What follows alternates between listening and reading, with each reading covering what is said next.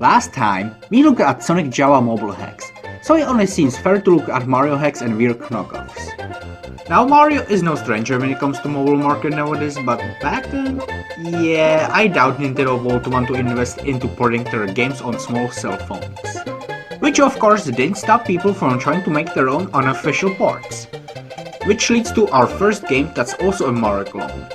You may have heard about a little game called Giana Sisters, a game that's eerily familiar to Mario Brothers. However, it doesn't end there.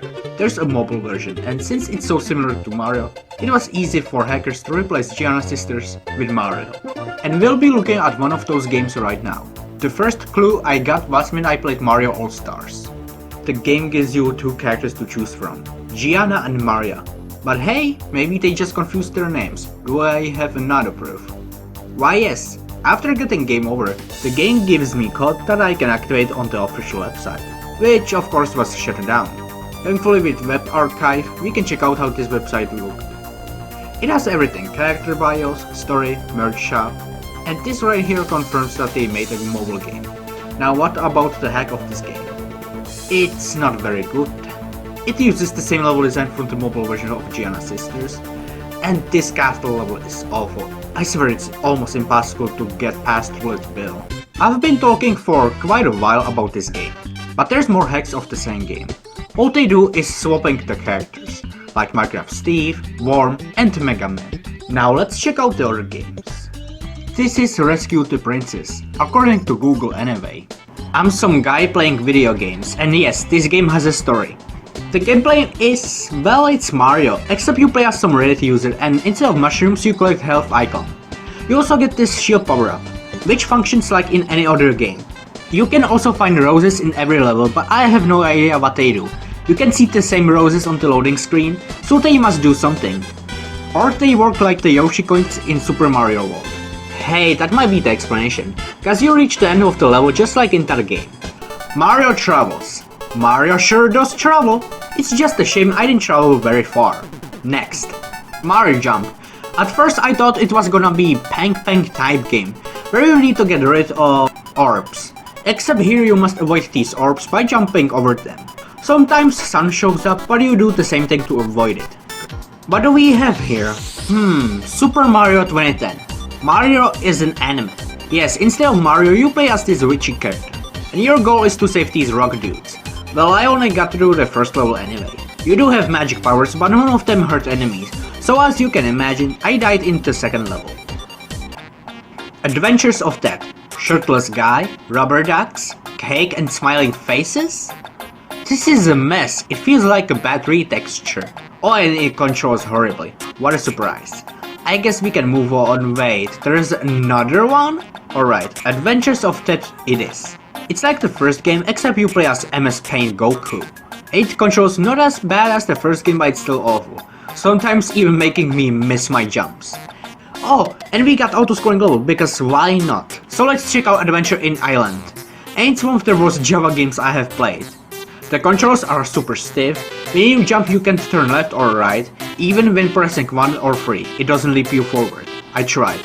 And even better, it constantly shows me advertisements and it's probably connected to my internet. Let's hope they don't charge me for playing their awful game, because I'm never playing it again. Can I get something that will be decent? Planet Mario. Let's check it out. While Mario only appears on the menu screen, you play as Yellow Kirby instead. It's actually alright, even the visuals look fine. You got 4 levels to choose from: Island, Glacier, Cave, and Castle. And despite Glacier being an ice level, it doesn't control slippery. I honestly prefer that. Who needs physics? I don't want any of this slippery sliding. All levels end with a lava world, none of which end with a boss. You just get to the goal and it boots you back to the level select screen. Overall, this game is mediocre if I'm being honest. You really just hold right and jump on enemies and there's not much obstacles either, aside from bottomless pits or lava. But still, better than I expected. Would have been better without that continue screen. Yikes! Doraemon? What does that have to do with Mario? Well, it has power-ups and you also collect free keys in the level. Kinda like New Super Mario Bros, so it counts I guess. Honestly, it's alright. I enjoyed it for a little bit before I got stuck because it was in another language I don't understand.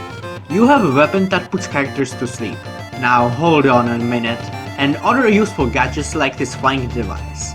I just wish I got further into this game because it doesn't look too bad. SMOSHI Land? What? Pretty basic platformer where Yoshi is missing his animations. Interestingly, there's two versions of this game, but all it really does is that Yoshi can now turn left, so it doesn't look like he's going backwards. I did finish all the levels and I expected nothing. You know, when you finish a game, it boots you back to the main menu. But in this case, you get a cutscene. Thanks, you have rescued me from the evil scientist. No problem, Spanktabulina. Let's go home and have some fish cakes. But wait, it was a trap. He's captured the whole flock. What can we do? Put your ice blades on, we'll rescue our friends together. I didn't understand any of this. Yoshi with ice blades. With a name like Angry Mario, guess what this game is a ripoff of? If you guessed Crush the Castle, then you were close enough. Yeah, this is just Angry Birds but with Mario characters. It works, but it doesn't have the physics of the original game. So you better make sure you aim for the enemies only. Have you ever thought, I wanna play Wario Land on the smallest screen possible. Second smallest screen. You won't get that. But you get instead is a game that steals the artwork from Wario Land 4. They tried, I guess. It plays sort of similar, but with confusing level design and all the text is in Chinese. And on top of that, you don't even play as Wario. See Nintendo, it's my original character, Mario. Damn it. Yeah, I didn't get very far, and from what I played, it gets boring running in circles, not knowing what to do. Next. Oh, how about this? Wario vs Luigi boxing. It crashed. The game crashed. New Super Mario Bros. For Nokia N70, I don't know. Yes, because we can never have enough new Super Mario Bros. In our lives. Who cares if it released on Nintendo DS? You can fit this one in your pocket. Isn't that what portable consoles are for? This seems kinda backwards. Before you start the game, you get cutscenes, which are not stolen from Mario vs Donkey Kong Miniland Mayhem at all. I will describe the gameplay to you, but at this point, it's the same thing. I get it, Mario is a platformer. But at least the official games always added some new gimmicks and generally had fun level design. And this mobile game is fine, I guess. What's weird though, is that instead of jumping on enemies, you punch them. Yes, that includes the bosses. It also means you get to see Mario punching Bowser Jr. Someone called the authorities. In the end, you punch Bowser, and then back to the title screen. You know, at this SMOSHI Land, had the decency to include end cutscene. This is just insulting. And you don't even fight Donkey Kong to begin with. Or save Pauline for a matter. She's not in the game. You know what, I'm tired of platforming. I'm in the mood for racing. Would you look at that, it's Mario Kart on mobile. Ouch, my ears. This is boring. Yeah, I don't know what I was expecting, but probably something more fun. This one might be more fun. Oh, what is happening? It's a racing game where you do platforming at the same time. Sure, I always thought something was missing from Super Mario Bros. You know, karts. We still got two more racing games and one of them is just Crush Team Racing. They didn't even try removing the stereotypical ads from the game. What? Last racing game we'll be looking at is also a reskin of another game. This time with rally cars. This one replaces textures such as the tracks and cars. Go figure. Meaning you get to race in 3 locations. You got your Mushroom Kingdom, Desert and Snow. And that's pretty much all the game has to offer. Shame I can unlock this Atari car though. Oh wait, there's one more racing game. Gravity Nokia Mario.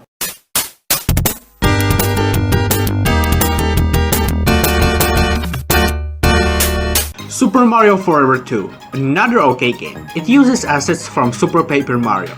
A game I haven't played, I just like the art style, that's all.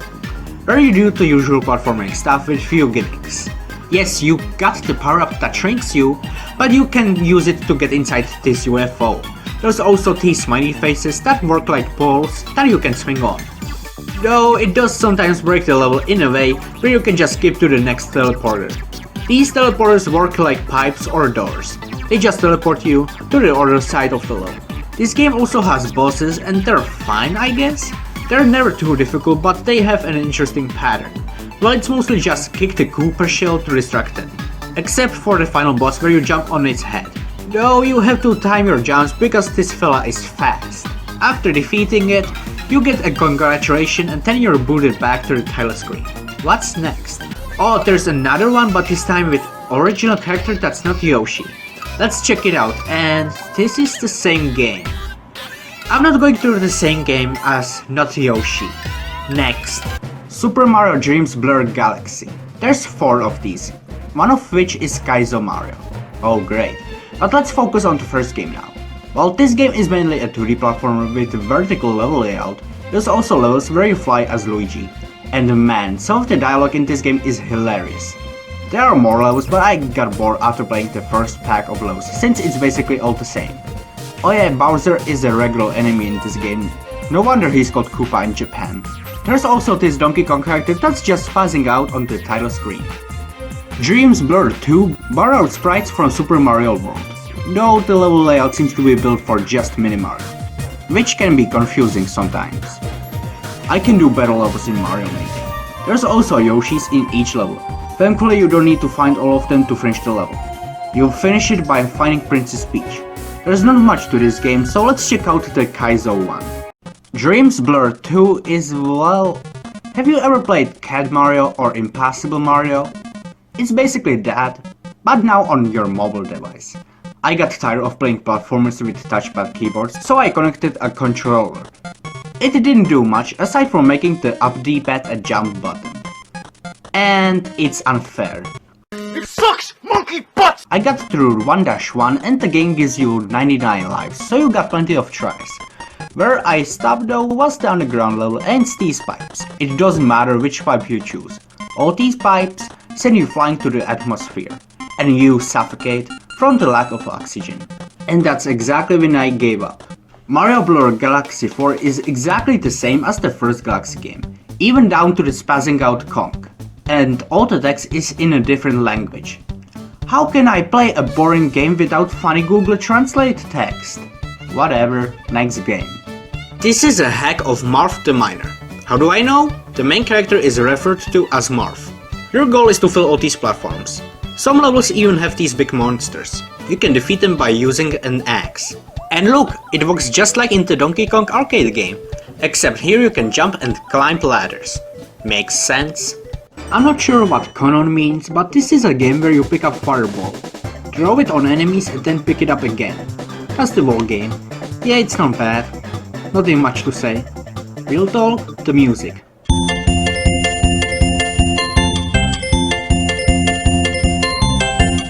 Great stuff. Next up we have 2 block pushing puzzle games. And they're the same game, just you know, one uses Mario and Toad, and the other Mario and Luigi. It's a puzzle game where you play as 2 players, and they need to reach the crystal thingy. Here comes the puzzle part where you need to turn small creatures into ice cubes. Yes, that's what the game says, which will create a path. Toad or Luigi can help the other player by removing these bumps, if they happen to get stuck. Simple puzzle game, I like it. This is where it gets interesting in our Bluresco games Saga. Honestly, the visuals don't look half bad. No, it's when you get a power-up where it gets interesting, because this power-up lets him shoot gallons of milk. If my video gets age restricted, it's this game's fault. Time to take a piss! What platformer will be complete without boss fights? We have one against Bowser, and it's the easiest thing you'll do all day. There's also a bonus minigame at the end of each stage. Luigi Dash. Amazing. Oh yeah, it turns out it was a hack of Cow and Chicken, Super Cow Adventures. That explains the chicken maze, and Mario shooting gallons of milk. Another Wario game, and in this game he has a dog named Dingo.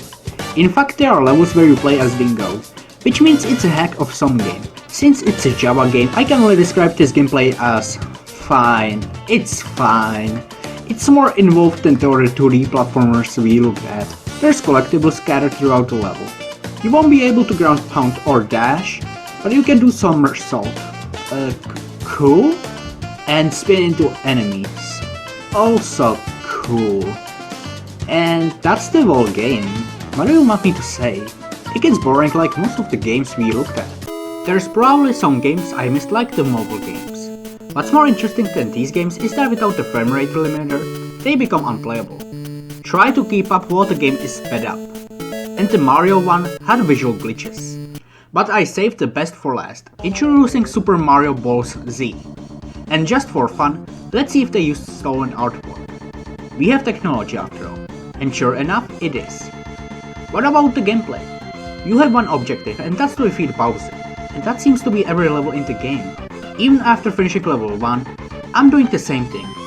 This was one of the more disappointing arcs. And that's all the games I could find.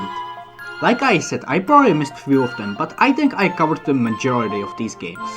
Anyways, I hope you all enjoyed this video, and I'll see you next game.